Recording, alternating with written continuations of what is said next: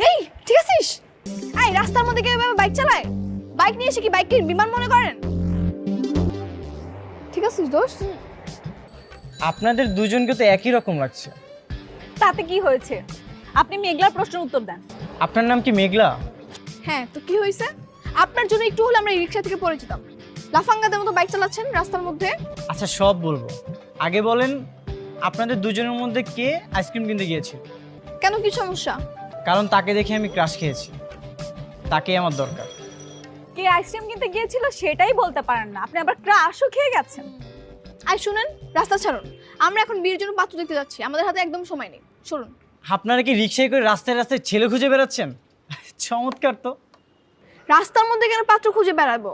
আমাদের জন্য বিয়ে ঠিক করা হয়েছে, তাই না রে? আমরা সেই পাত্র দেখতে যাচ্ছি। এবার রাস্তা ছাড়ুন। কার বিয়ে? আমাদের দুইজনেরই বিয়ে।